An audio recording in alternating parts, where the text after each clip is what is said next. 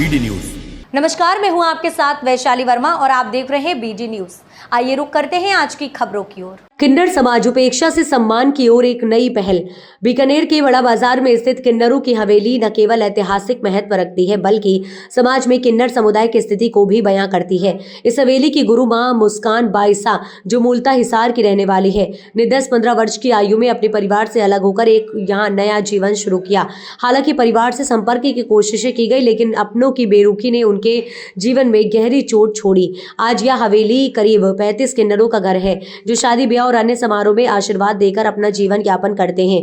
यह हवेली राजा रजवाड़ों की ओर से किन्नर समुदाय को दान में दी गई थी और एक ताम्र पत्र के माध्यम से इसका अधिकार हमेशा के लिए उनके नाम कर दिया गया। मुस्कान बाईसा न केवल इस गद्दी की प्रमुख है बल्कि बीकानेर और आसपास के 6 जिलों के 600-700 किन्नरों की समस्याओं को सुलझाने और उनका मार्गदर्शन करने का दायित्व भी निभाती है, बल्कि समाज के अन्य वंचित वर्गों के लिए भी प्रेरणा बन रहा है। गरीब लड़कियों की शादी, विधवाओं को सिलाई मशीनें प्रदान करना और शिक्षा के माध्यम से किन्नरों को मुख्य धारा में लाना इनकी कुछ महत्वपूर्ण पहल है। मुस्कान बाईसा ने कुछ जरूरतमंद बेटियों की शादी करवाई और आज के शिक्षा के माध्यम से किन्नर बच्चों को एक नई राह देने की कोशिश कर रही है।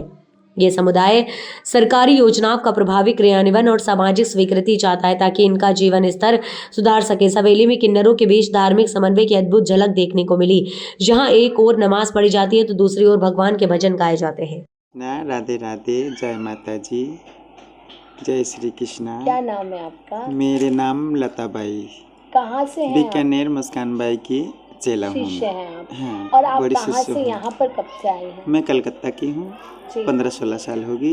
मुस्कान गुरु के चेला हूँ। 15-16 साल से यहीं पर रह रही हाँ, हैं। ये यहीं पर आप लोगों का जो है साथ में आप लोग यहीं हाँ, साथ में रहती किन्नर है। हवेली के अंदर हाँ, हवेली रहती के हैं। रहती। तो यहाँ पे कोई दिक्कत किसी प्रकार की नहीं, कोई परेशानी? भी दिक्कत को नहीं। आपस में आप लोग बहुत प्रेम से? नहीं, प्यार मोहब्बत तो सब आराम से, कोई वैसी कोई दिक्कत यहाँ पर आपको नहीं होती है? ना। बहुत सारे साथी आप लोग यहाँ पर रहते नहीं, हैं। गुरु भी हमारे साथ प्यार मोहब्बत रखती है। तो फिर मैं बड़ी कलकत्ता से शिष्य यहाँ हूँ ना। कैसे आए आप? कलकत्ता से यहाँ मेरे कंप्लीट होगी, ऐसे वहाँ से यहाँ आ गई। गुरुजी बुला के लेके आई मेरे को, लेके आई गुरुजी आपको लेकर गुरुजी, वो दादी माँ रजनी बाई जो थी पहले, जी, वो दोनों जो पहले वाले गुरु माँ थे उनके साथ आप यहाँ पर आई और तब से 15-16 साल से आप यहीं पर ही रह रही हाँ, हैं। यहाँ पे मेरा सब कुछ हो गया, आधार कार्ड, पेंशन पत्र, वोटर सब। गवर्नमेंट की जितनी यहाँ पे योजनाएं हैं उसका सबका लाभ आप यहाँ पर ले रही हैं। हाँ, हो गई। कोई दिक्कत यहाँ पर आपको नहीं, कोई दिक्कत मतदान नहीं। वगैरह सब कुछ आप कर रही हैं। मुस्कान बाईसा, आप बीकानेर में एशिया की जो सबसे बड़ी किन्नर हवेली कही जाती है, यहाँ पर रह रही हैं। लगभग कितने वर्ष हो गए आपको यहाँ रहते हुए? और यहाँ पे जो आप ये जो किन्नर हवेली है, यहाँ की गद्दी पर आप विराजमान हैं। यहाँ के जितने भी 600 से 700 जो हिंदू हैं वो आपके अंडर में आते हैं। तो कब से आप यहाँ पर रह रही हैं? जी, पहले तो मेरा नाम मुस्कान बाईसा है। मैं बड़ा बाजार यहाँ हवेली में रहती हूँ। ये हमारे रियासत काल से हवेली है, जैसे हमारे राजा रजवाड़ों के ज़माने में तामा पत्थर से और राजाओं ने हमें हवेली दान करी थी और हम उनके टाइम से ही, हमारे जो किन्नर माता थी पहले, जो सती गति माइयों का ज़माना था, जब से ही हमारी हवेली है रियासत काल से। तो यहाँ पे मैं रह रही हूँ 40 साल से। मेरी गुरु माँ थी, फिर उनके बाद मेरी दादी माँ थी, फिर उनके बाद में मेरी जो परदादी माँ थी। तो ऐसे हमारी परंपरा है, दर पीढ़ी हमारी ये परंपरा चली आ रही है। तो ये पीढ़ी हमारी चली आ रही है। इसके बाद में अभी जैसे मैं हूँ 100 वर्ष करूँगी तो फिर मेरे बाद मेरे गद्दी का मालिक मेरा चेला होगा, जो मेरा मेन मुखिया, मेरी जो संभाल करता है, मेरा जो चेला है बड़ा, वो मालिक बनेगा। अब मेरे गुरु माँ थी तो उनका सबसे बड़ा चेला मैं था, तो मैंने गद्दी संभाली।